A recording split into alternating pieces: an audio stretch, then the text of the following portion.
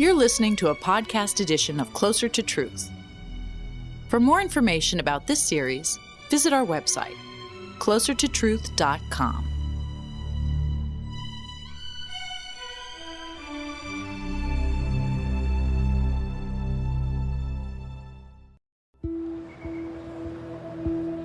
I decide as I decide. I do as I do. Free will sits at the center of human thought, behavior, morality, and responsibility. But what may seem obvious may be strangely not so. We find people claiming it's obvious that there's no free will. We find people claiming it's obvious that there is free will. There's no doubt about it. It's perhaps the most dramatic, irresoluble clash in the whole of philosophy. We have inconsistent views, each of which is supported by overwhelming reasons. It's a mystery to me what's wrong with one of these arguments. So I regard free will as a complete mystery. Here's the deep problem of free will. On the one hand, our human sense is that our actions are fully free. On the other hand, our scientific sense is that every action is determined by a prior action. What is free will? Do we have free will? That's the big question. Free will is such a big question that the John Templeton Foundation has funded a multi-year study with experts in science, philosophy, and theology. The project is called Big Questions in Free Will. It has 60 participants, 4 conferences, numerous experiments and papers, all to research, test, discuss, and debate free will. I'm Robert Lawrence Kuhn. In this Closer to Truth special, I follow the project over 2 episodes, asking the big questions in free will.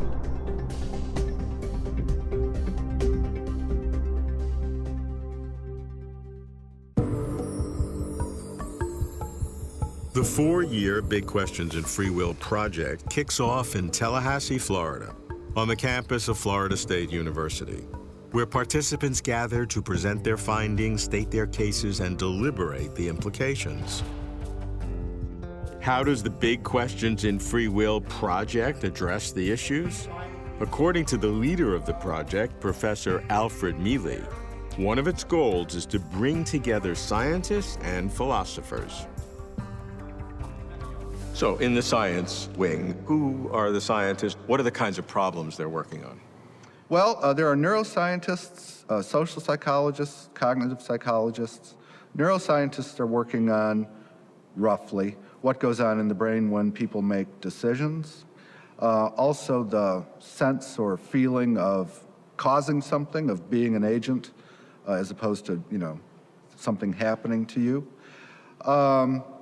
The social psychologists are studying things like the effects of people's beliefs about free will on their behavior, and they're studying things like willpower. In the conceptual underpinnings wing, our main questions are traditional philosophical questions, like what are the necessary conditions for free will? So do you see a cross-pollination between these wings?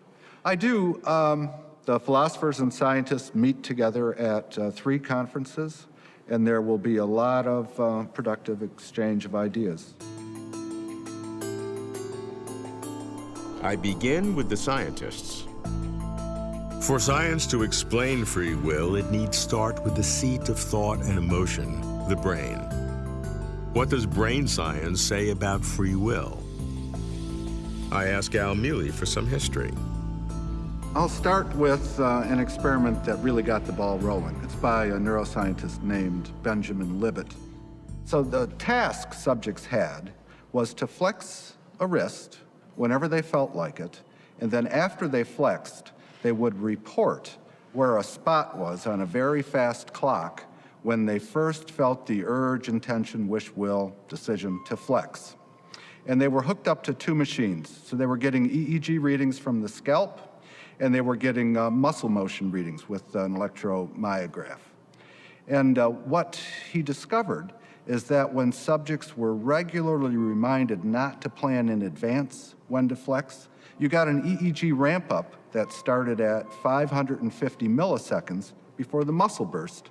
And that's about a half a second. And that's a long time in brain terms, half a second. Oh, it sure is. Now, the average time of first reported awareness of this mental event, the decision or intention or whatever, was 206 milliseconds before the muscle. About a fifth of a second. That's right. So there's a lag between the EEG ramp up and this reported time of first Which awareness. seems to indicate that the brain, without our conscious knowledge, is already planning, and then I'm suddenly aware of it, as if my consciousness, my so-called free will, is sort of a froth. Yeah. And it's just kind of riding along, but has no impact on really what's happening. That's exactly right. So his thought is the brain is making these decisions about a third of a second before you become aware of them. So it's making them unconsciously. Free will has to be a conscious process, so free will's not involved. Many scientists concluded that the lipid experiment abolished free will. But EEG readings on the scalp are weak. It's difficult to get precise measurements insulated from the brain. One neuroscientist in the Big Questions in Free Will project, Christoph Koch, is working to improve Libet's experiment by recording directly on the brain and by examining decisions that have consequences. We're trying to understand the neuronal mechanism that underlie a voluntary decision that traditionally people would say involves free will. Mm-hmm. And we know from previous experiments, there are several components to this.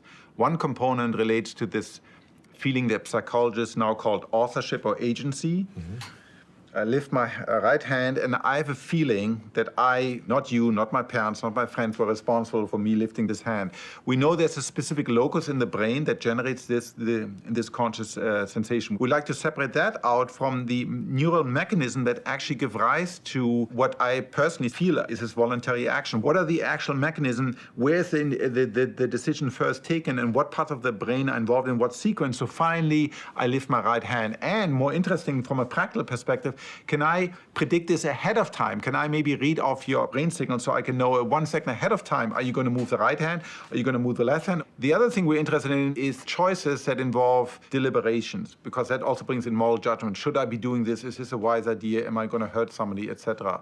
And so there we're devising a slightly different paradigm where we play a simple game where the patient is free to move one or the other hand. At some command, we lift both of our hands. However, if you lift the same hand as I do, then you win $1. Right. And if we do this, you see, then I win $1. And once again, this is much closer to the real decision that we care about because it has consequences and you deliberate rather than just, it doesn't matter, pick this or this. They're exactly identical. I can't pick out both, so I have to take one.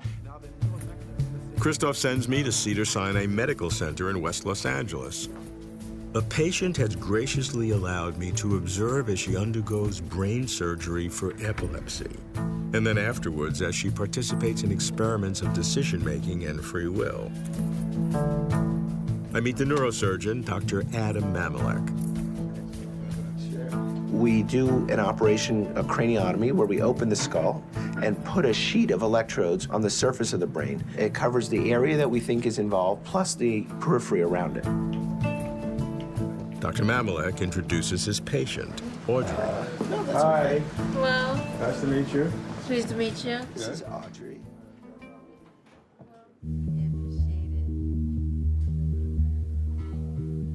It's a remarkable procedure.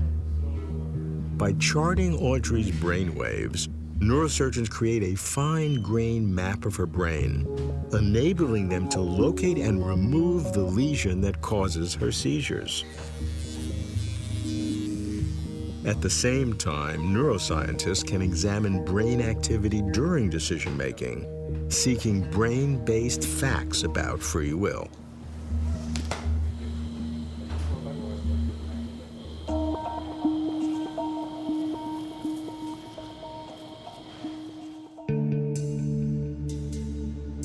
A week later at Caltech, Christoph's partner, neuroscientist Uri Maus, shows me the results. Basically, the patient and I are playing a simple version of rock, scissors, paper that children play. If I raise the mirror image of what you raised, then let's say I win. Okay. And if we raise the same hand, so if you raise your right hand and I raise the right hand, then you win. We start with $5, and every time she wins, I give her 10 cents, so I lose 10 cents and she gains 10 cents. And if she loses, it's the other way around. So it becomes competitive. We play for about 50 rounds.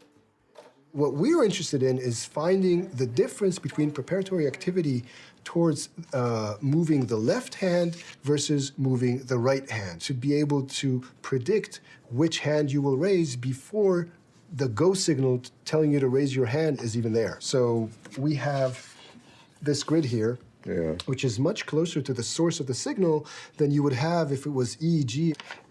So this grid is in her head here, and from this grid we see these wires coming out. I get a beep either on the right ear or on the left ear, which tells me to raise my right hand or my left hand in order to beat the patient. And this is half a second before the go signal. So I know what I need to move, and I just wait half a second for the go signal and move it. Okay, let's see what really happened. Okay. This is counting down 5, 4, 3, 2, 1, and then go, go, go, and we raise our hand. So if I win, my side of the response box lights up in blue, and if she wins, her side of the response box lights in red.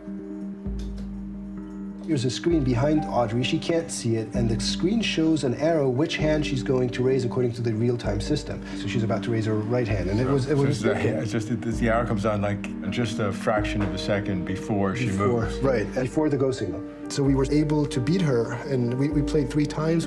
I was able to win with a relatively large margin 2 of those 3 times. She was competitive about it. It had meaning. Yeah, that was the important thing for us. So Uri and Christoph replicate Libet's experiment with more precision, literally on the brain, and the results are similar. Uri can predict what Audrey is going to do, even before Audrey herself is aware of her own inner decision to do it. Does this suggest that free will is an illusion? That our conscious decision to act does not cause us to act? Free will and illusion, it just doesn't seem right. It seems more a philosophical question than a scientific one. So can philosophy help? I ask Al Mealy to explain the philosophy of free will. We have to start with this notion of determinism. Determinism is the idea that a complete description of the condition of the universe at any point in time, together with a complete list of all the laws of nature, would entail all other truths about the universe, including all truths about everything you'll ever do. Okay, that's determinism. Some philosophers say, well, you can't have free will in that case because you could never have done otherwise than you did. Well, suppose determinism isn't true. Then what do you have now? Well, they say randomness at the point of decision. And so that's not free will either. That's what they say. Either way, then, there's no free will. But still, people feel as though they're free, and so the claim is, well, that feeling is an illusion. So there are philosophers called compatibilists. And compatibilists say that even if determinism is true, people can act freely. What compatibilists think is that what you need is to be responsive to reasons in a certain way, so that if the reasons had been different, you would or might have acted differently. Even though there was no possibility that the reasons were different based on the universe that we live in. That's right. The other way to go is to say, no, you're right, free will does require that determinism be false, but the falsity of determinism doesn't just put you at the mercy of chance or randomness or luck. You're still enough in control of what you do to act freely. That kind of response is called a libertarian response. My own view is this: either compatibilism is true or libertarianism is true. That either or proposition is more credible than the opposing proposition, which is no free will either way. Free will is an illusion. Philosophers propose these 2 basic mechanisms to explain free will: compatibilism and libertarianism. Though they differ dramatically in characterizing free will, both counter the claim, made largely by scientists, that free will is an illusion. Al concludes that free will is not an illusion, that either compatibilism or libertarianism is correct. But as for which is correct, he is not prepared to decide. All these categories and labels, and still no solution to the problem of free will. Perhaps we should re-examine the basic terms, free and will. I asked philosopher Walter Sinnott Armstrong. I take free to mean there's no barrier of the relevant sort. And when we're talking about freedom in the context of free will and free action, we're talking mainly about physical barriers or psychological barriers to doing the things that you want to do.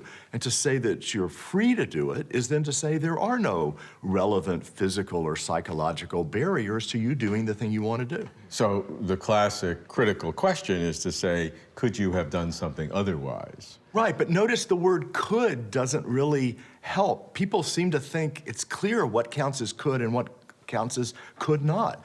But you might say, oh, can you come to the movie with me tonight? No, I can't come, I've got to work. Well, it's not that it's physically impossible, it's that it would be too costly for me because I need to get this work done.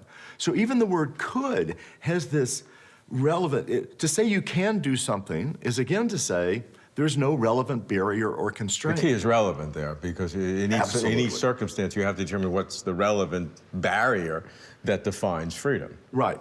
And that's going to depend on what your interest is, right? If your interest is whether or not to hold someone responsible, for example, then certain kinds of barriers are going to be deemed relevant.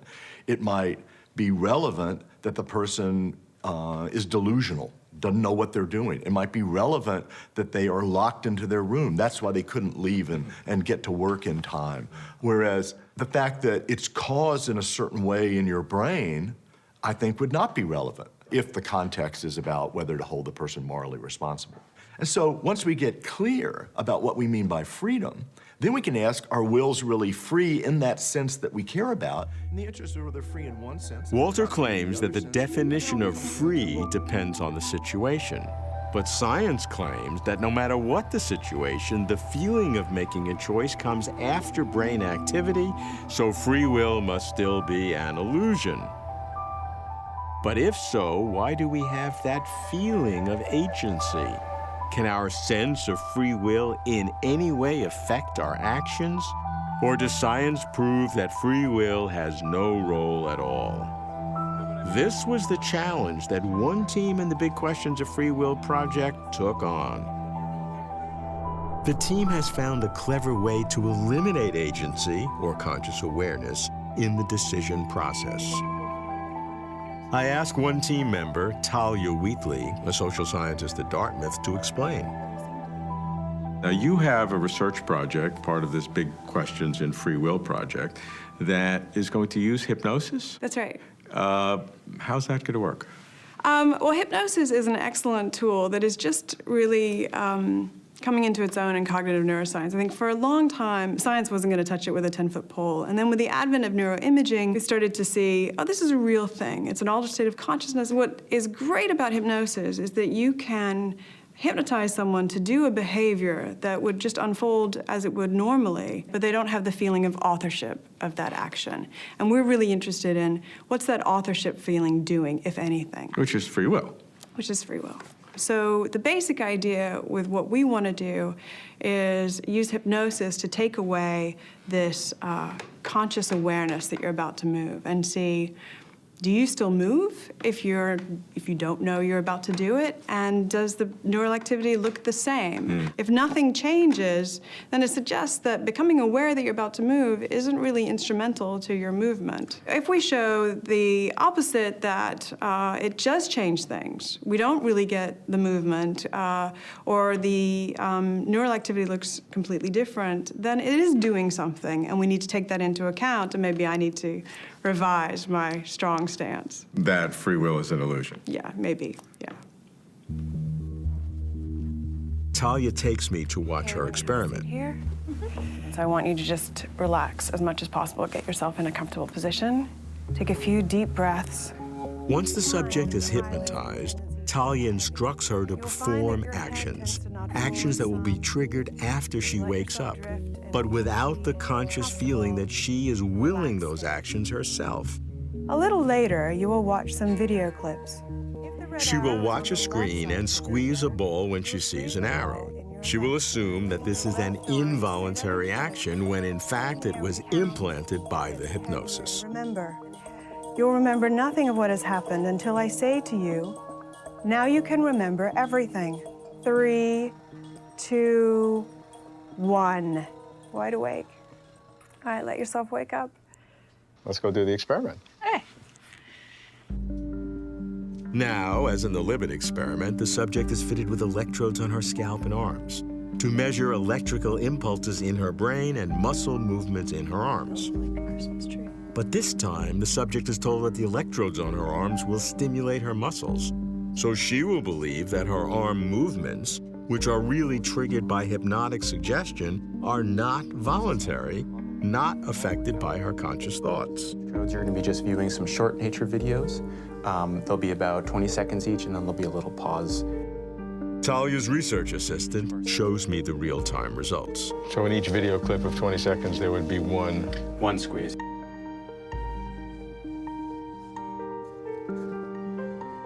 So see, she just squeezed with her left arm. So that's what a squeeze of the stress ball, that's what we want to see.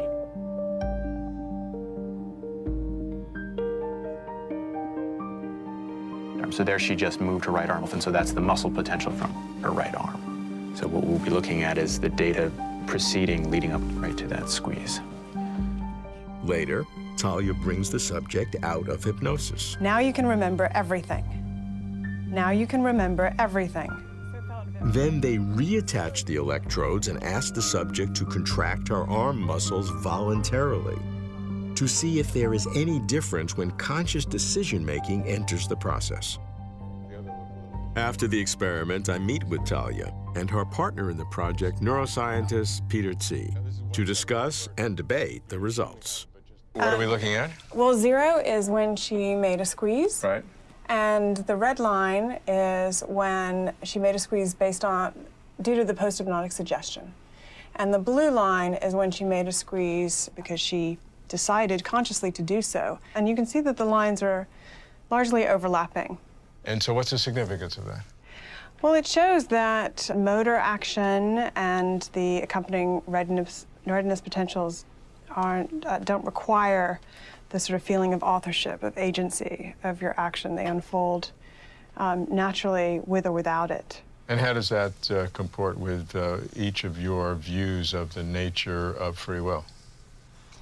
We've been doing this out for 7 years, so it's an old We debate. disagree. Yeah. I think that it's a problem for the sense that we have that at any moment we could decide to do otherwise, that this conscious feeling of being sort of free agents making decisions. This is, I think, a problem for that view. Peter, you disagree with that, I think.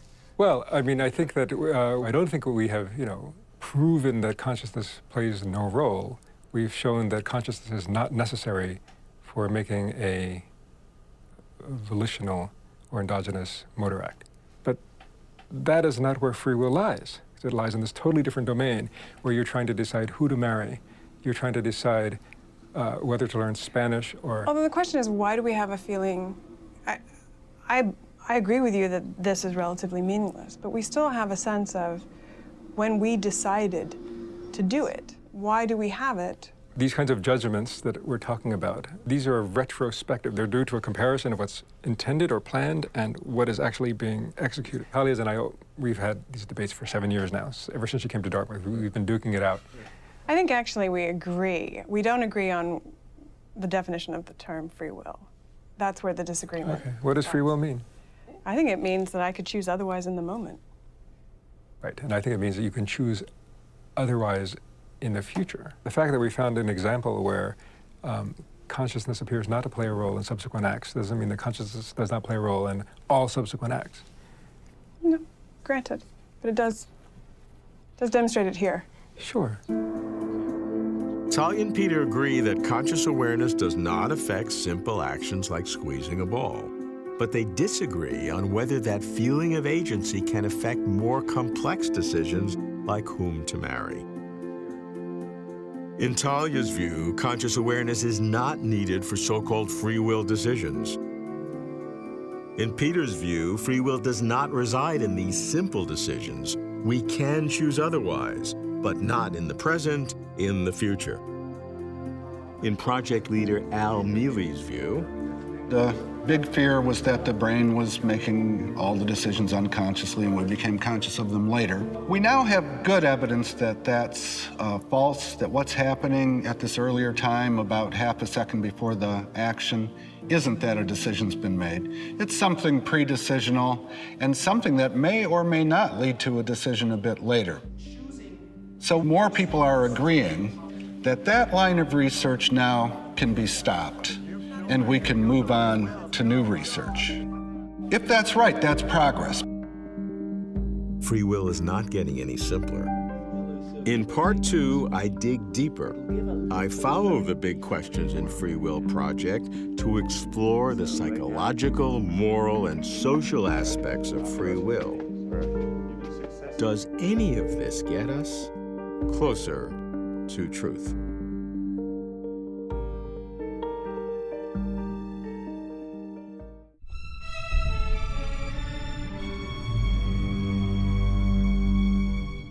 To watch complete conversations with over 100 of the world's leading thinkers on cosmos, consciousness, and meaning, visit our website, closertotruth.com.